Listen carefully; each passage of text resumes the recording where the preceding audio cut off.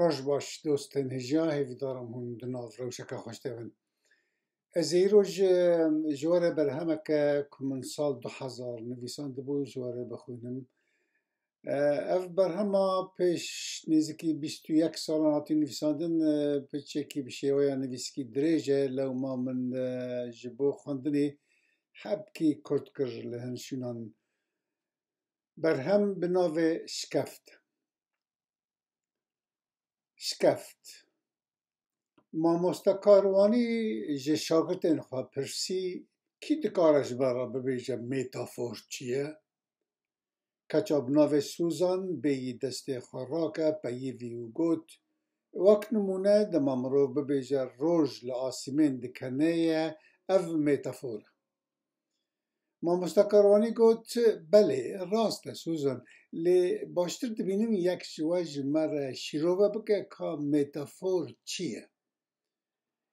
Miriam ku bi koka xwe Almanî bû lê bi xwe bi Almanî nizanibû got heke mirov dema axaftinê yan nivîsandinê di hevokekê de peyvîne bikar bihîne ku wateya wan ji bo mebestê neadetî ye bikarhanîna wan wek metafor tê binavkirin. Bo nimûne di hevoka barana hêstiran ji çavên wî dibariya metafor hatiye bikarhanîn çimkî baran ji ewran dibare ne ji çavan.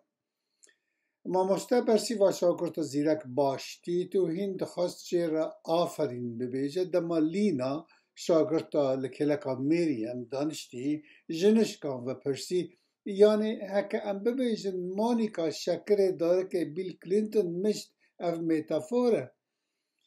Her hevde keçên di hindir de ji kenan lal bûn.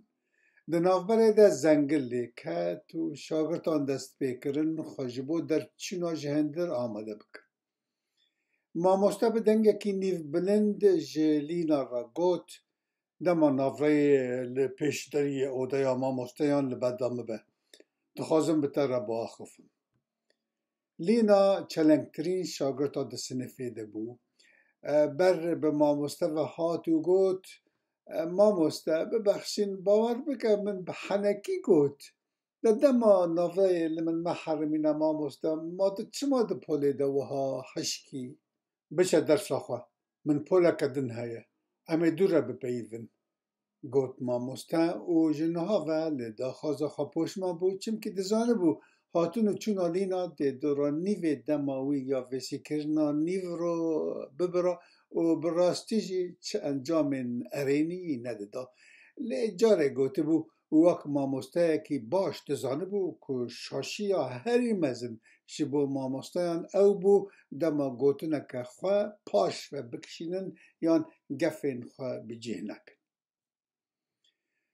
10 xulekan li dû destpêkirina dema navreyê Lîna tevî hevaleke xwe li pêşderiyê mamosteyan bû. Mamoste hevala wê paş ve vegerand, Lîna li paş maseyeke li kêleka dêrî bicih kir, pirtûkek dayê û jê xwast bila rûpelekê ji wê binivîsîne û çîxzekê bi pênûsa xwe têxe binê her peyva wek metafor hatiye bikarhanîn. Li gel ku Lîna lêvên xwe piçekî sor kiribûn û çav kil kiribûn û kiryareke wiha li xwendegehê qedexe bû jî mamoste kir ku wî ev yeka di çav xwe re nekiriye. Çaxa li dû dawî hatina dema navreyê zengil lê ket, Lîna li dêrî xist, pirtûk û rûpela binivîsê dagirtî dan dest mamoste û bi lez ji wir bi dûr ket. Ji ber ku mamoste dem nebû wê li dû wê bang nekir.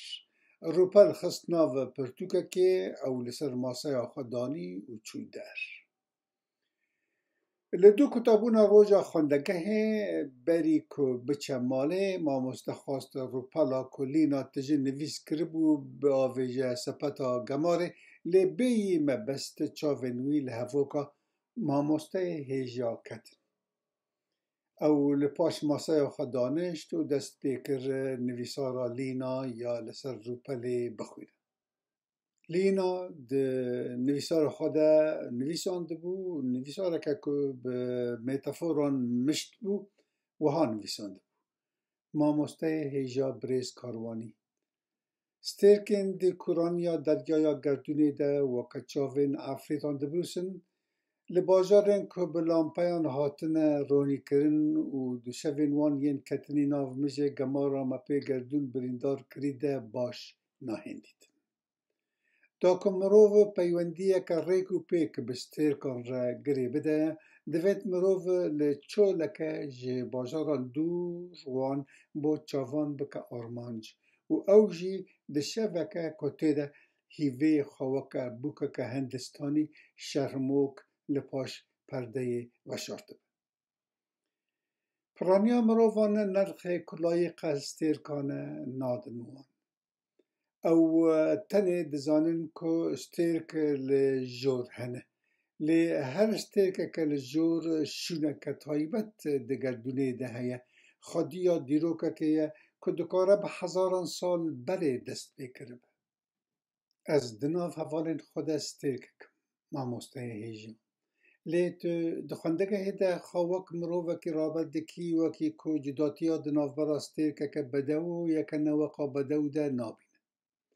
Heye ku wek mamosteyekî di xwendegeheke keçan de dersan dide çi rêyên din jî bo te nebin û heye ku paşrehên te yên ne-Anglo-Saksonî jî rola xwe bileyîzin.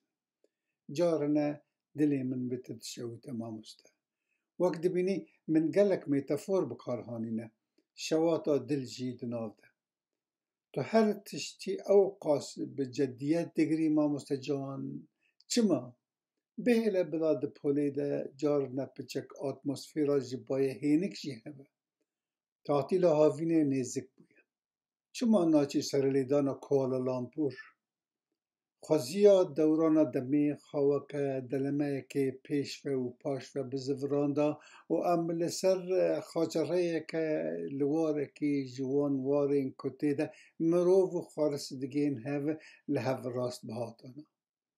Dizanim ku bi xweziya meraq bi cih nabin. Lê biçe Kuala Lumpur, hema ji bo çend rojan be jî biçe. Dizanim ev meraqeke wiha ye ku tu dê wek xewneke payîbûnê ji xewnên qîzikên xwendegehan binav bikî û tu dê vê rûpela şêwî di sepeta gemarê de têxî gorî. Li dawiyê dixwazim haydar bî ku ez te wek mamosteyekî bi kalîte dizanim, tevî ku yekcaran te aciz dikim jî. Guman li nik min niye ku tu dê min ji bo nivîsandina vê nameyê nexî nav pêlên kêşeyan û dê wê derbasî serdara xwendegehê yan tew bav û daya min nekî. Dema tu gihîştî bajarê min bi nav kirî, qet nebe min carekê bibîrîne. Hêvîdarim tu demeke balkêş li wir derbas bikî. Şagirda te. Lîna li şûna tevahiya navê xwe binivîsîne tenê tîpa yekemîn ji navê xwe tîpa Lê nivîsandibû. Wê êvarê mamoste li dû xwarina şîvê ji jina xwe re pêşniyaz kir, em di tatîla xwe ya havînê de ji bo hefteyekê biçin Kuala Lumpur, tu çi dibêjî? Mamoste Karwanî û jina xwe li dû sersalê bi çend rojan gihîştin paytextê Malêzyayê Kuala Lumpur.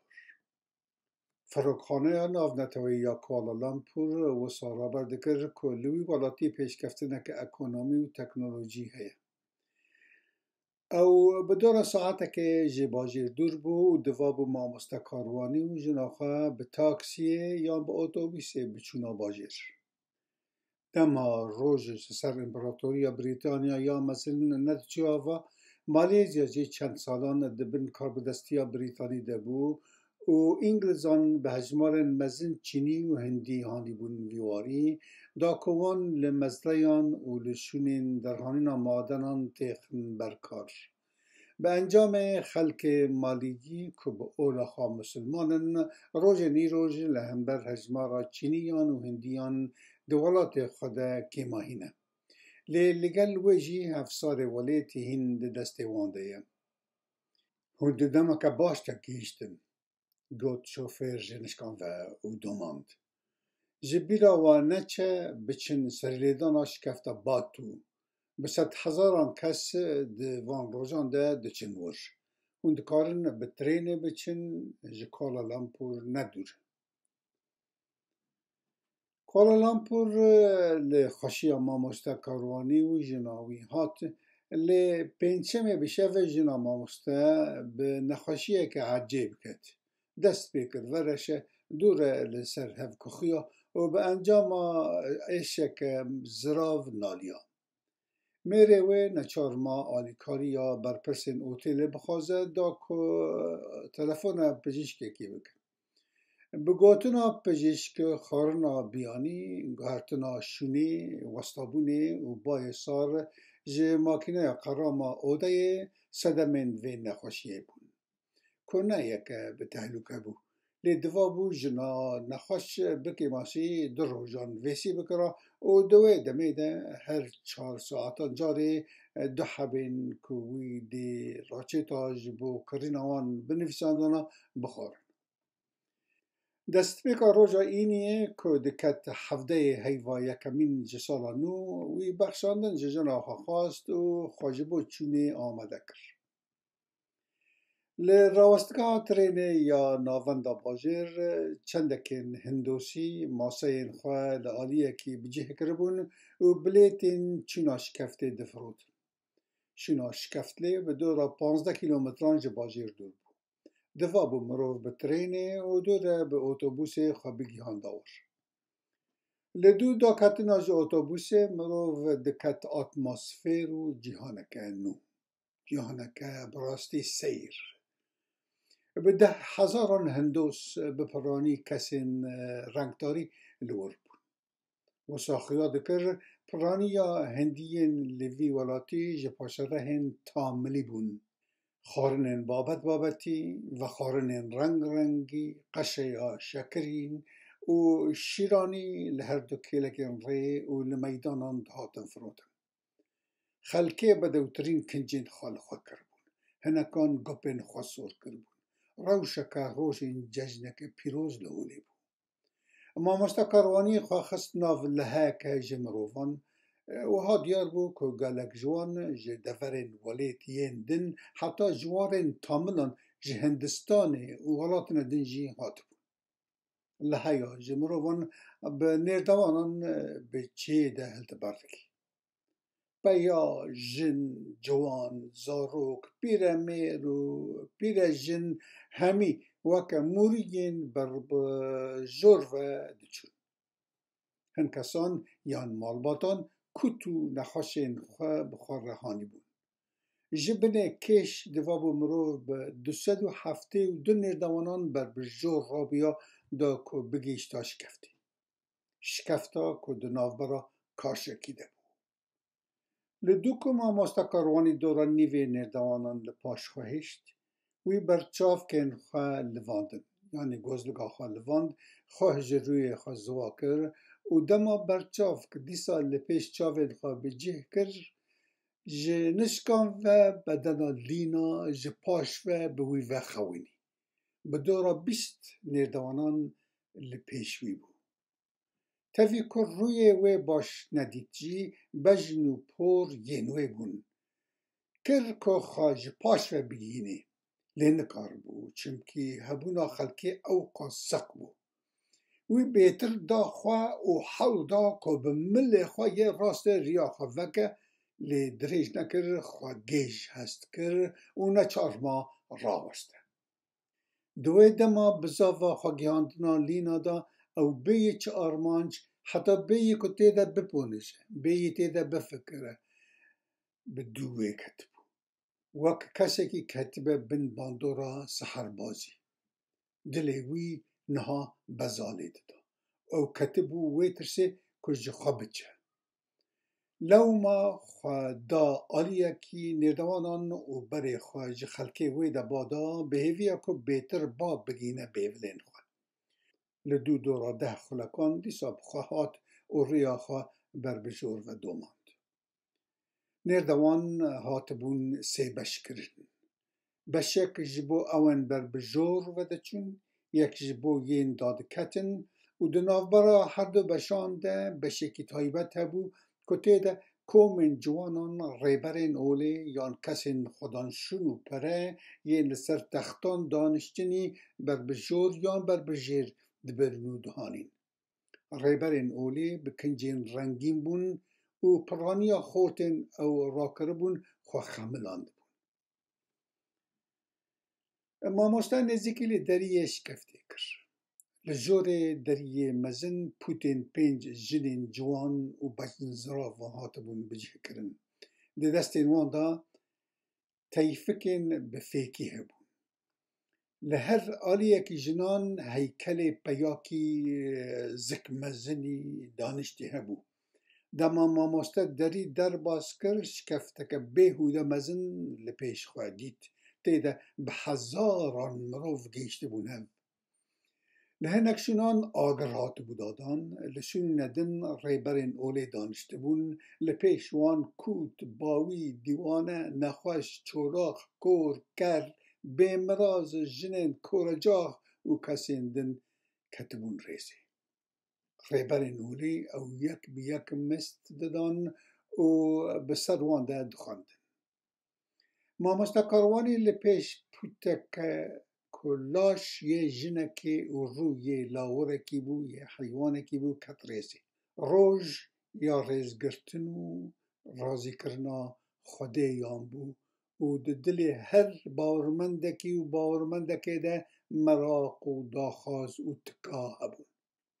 Lewma wan di vê roja cejnê de xwe li şikefta pîroz girtibûn ya ku wek yeke ji pîroztirîn û navdartirîn şikeftên ola Hindosî dihat nasîn. Dema mamoste gihîşt ber pûta jinxwedêya serî lawirî, wî wek yên li pêş xwe destên xwe dan ber hev û daxwaza xwe bi şêweyeke ramiyarî derbas Xwedaya Hindosî kir. Ne ku bi encama baweriya bi ola Hindosî vayeka dikir, lê ji bo xatirê kesên di şikeftê de û ji bo rêzgirtina ji ol û erf û toreyên wan re. Şikeft yeke fireh, dirêj û bilind bû. Li aliyê dinyê kêş qelçekê di zinêr de xuya dikir û ji derve ve ronahî digihand hindirê wî alî. Li her du aliyên şikeftê pûtên bi heykelên car bi car di zinêr de hatibûn bicihkirin û navbera pûtan tije meymûn bû. Xelkê, moz û babetine din ji meyweyan davêtin ber wan meymûnan û wan jî şermok diyariyên dihatinê avêtin radikirin.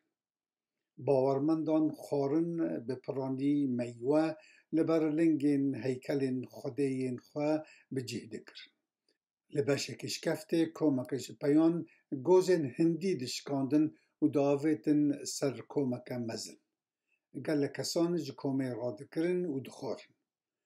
Ji wan wê de ji agirekî bihêz gurzên agirî radibûn û dema mamostekarwanî nêzîkî li êgir kir, hew dît ku bedena şagirda wî lîna dîsa bi ber çavên wî ket.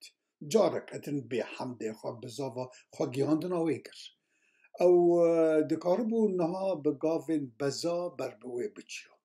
Xwe ji paş vegîhandê û bi destê rastê bi milê wê yê çepê girt. Dema wê xwe zivirand, mamoste vecînixî, çimkî li pêş xwe pîreke bi çerm û hestî dît. Çavên wê xembar, rûyê wê qermiçî û eniya wê zeravî xuya dikirin. Mamoste bi sê gavan ber bi paş ve çû û bêyî peyvên xwe têxe tevdêrê got: bibexşîn jina birêz, min şaşî kir.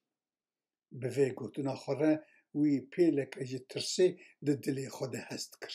Çonkê wî sist bûn û matmayê di şûna xwe de heşk bû.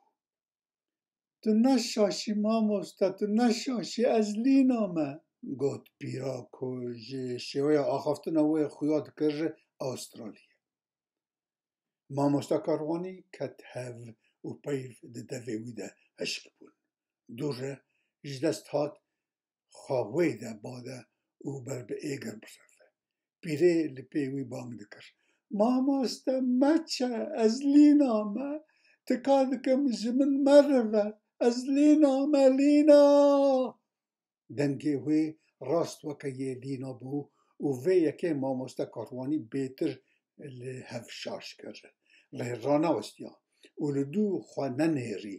Bi gihîştina koma li dor êgir ketibû xelekê re, wî ji keleboxa li ser camên berçavkên xwe çê êdî pêş xwe nedidît û lewma ji komê piçekî wê de li ser erdê danişt. Berçavkên xwe bi destekî livandin û bi destê din xwe ji çavên xwe ziwa kir. Dema berçavkên xwe dîsa vekirandin şûnê, dît çawa mirîdek şûjîneke dirêj di kubaxa re dikeye. Mamoste gêj bû. Şikefte di çavên wî de li dor hev difertilî. Bi zava rabûnê kir, lê li ser piştê ket xwarê. Dema mamoste xwe hişyar hest kir, nema xwe wek mamoste karwaniyê di şikefta Batû de dît, lê wek zarokekî li pêş koşka bajarokekî Kurdistanê. Li şûna ku Şêx Derwêş û mirîdên xwe bi münasebeta cejna Remezanê kom bibûn. Êl defiyên wan germ bibûn. Şêx Derwêş bi şêx ketibû û şûr di zikê xwe re dikir. Zarok bi tirs û sam, lê di heman demê de bi meraq li dîmenê dinherî. Du mirîdên Şêx Derwêş jî şîş di zikên xwe re dikirin. Yekî komira sor xistibû nav her du destên xwe û yekî din serê xwe li bayê bezê li dîwarê koşkê dixist. Tiştê seyr û ecêb ew bû ku xwîn ji wan nedihatir. Ne jî şopên janê xwe di wan de raberdikirin. Koma temaşefanan li dor wan mat û bêdeng mabû. Dûr re talîzokek rabû. Xwe gihand wir û Şêx Derwêş û mirîdên wî di nav xwe de wenda kirin. Dema talîzok ber bi asîmên û di heman demê de ber bi rojhilat ve çû, li şûna Şêx Derwêş û mirîdên wî mirîdîne nûmode xuya bûn. Van mirîdan ne şûr di zikên xwe re dikirin, ne jî şîş. Lê yekî ji wan agir bi xwe dixist. Şêweya agir bi xwe xistina wî jî nûmode bû, biçînik bû. Temaşevan li hêviyan hêzeke ji xeybê bûn ku wî ji êgir biparêze, lê ew hêza negihîşt hawara mirîdê ku niha rast dihat şewitandin. Hevalên wî li dora wî bi xwendina zikra ku ji ber kiribûn, lê bi telafuzeke şaş dihanîn ser zibên, germ bibûn û jê re li çepikan dixistin. Dema kesê agirpêketî ket xwarê, çend temaşefanên ku weke biyaniyan xuya dikirin saqoyên xwe avêtin ser êgir û ew vemirandin. Lê mirîd êdî miribû. Li dû mirina wî dengê pîpikeke ku kesekî nedizanibû kê pifê dikir, lê wisa diyar bû ku pîpika wekîlê şêxê wan bû hat. Li dû bihîstina dengê pîpikê mirîdên nû mode dest pê kirin bi awayekî li bervaciya ya koma Şêx Derwêş zikrê bikin. Tiştê zarok mat hîşt ew bû ku di nav temaşevanan de hinekan bi kelecan hem ji bo şêweya zikir xwendin û bi şêxketina berê ya Şêx Derwêş û mirîdên wî re çepêk lêdabûn û hem jî niha ji bo van mirîdên nûmode çepêk lêdidan. Sê-çar mirîd ber bi zarok hatin da ku wî jî tev xwe têxin govenda terîqetê. Lê li bervaciya hinek zarokên din, vî zarokî berê xwe da hêleke din û nexwast bi wan re biçe. Yekî ji mirîdan sîleyek avêt rûyê wî. Zarok ji tirsan vecirxî û bi veciniqandina wî re mamoste karwanî di şikeftê de dîsa xwe hesiya û li xwe vegeriya. Nema zarokê li Kurdistanê bû, lê mamoste karwanî di şikefta Batû de bû. Dema li xwe vegeriya, ew li pêş rêberekî hindosî ramediya bû û rêber destekî xwe dabû ser dilê wî û bi destê din eniya wî miş dida. Mirîdekî av bi ser serê wî de rişand. Li dû kurdedemekê mamoste rabû ser lingan û ji olperest re spas kir. هدو کفین دستین خواه بر بهفانین سری خواه بر ریز داخست چند گاوان بر بپاش چو شرموک خواه زیوراند و بر بدریه مزن وچو لدر و دنیا پچکی هینک ببو یان بوی و وسا خویا دکر چمکی او جشکفتا بخلک مشت درکت بو لدو وگر را لمالا خواه به چند روژان سرپیهاتیا دشکفتا پاتو دا تنه وکا خونکه دی بیرا ما مستکاروانی دما و جی کسکی را حتی جنا خواه را بیجی بحث آوه نکر دما لدو وگر را لخوندگه بو یکم جار چو در سه بده پولا 12 امین جه 17 خوندکارن سالا پار تنه 14 نها لور ما بون شاگردک تف مالبات خواه چوبو بازار پیث یه روژاوه استرالیا و هینا و نگریا بو یکا دن دست بکار کرد و ده نمال خوندگه وگریا ما مستکاروانی پرسی لیلینا شاگرد ماتمان کچاوا او دربار ویده هین نهایدار بو کچه که بدنگه که غمبار گوت ما تا راست هاجیتنه ما مسته نه ما چه بویه پرسی ما مسته و ها تخمین دیگر هیا که چی با بازاره که دنیان دست چه خودگه بردابه کچا بناوه مریم لچاوه نوین هری و بدنگه که نظم گوت لینا مر لمزرعه مریه که مالبات جهسپه کهت و ده جهده مر ما مسته کروانی دشونا خوده هشک و شاش ما چه ببیشه لسر کرسی آخوا دانشت و ردو دورا خلکه که بدنگه که همه کلگری پرسی کنگه مر صبح روژا یینی 17 ماه یکمین لینا و 3 کسین دن لگل هف کتبون قرزان و هسپین خواه لغار کربون هسپا وی ده پیش هر 3 هسپین دن ده بویه دما هسپه جنشکان و کمک دارن هشکل پیش خودیتی بویه و خواه بر به چپ بادا بویه لینا جسر پشتاوی فریا بو و به گیشتنا عاده ره مر بو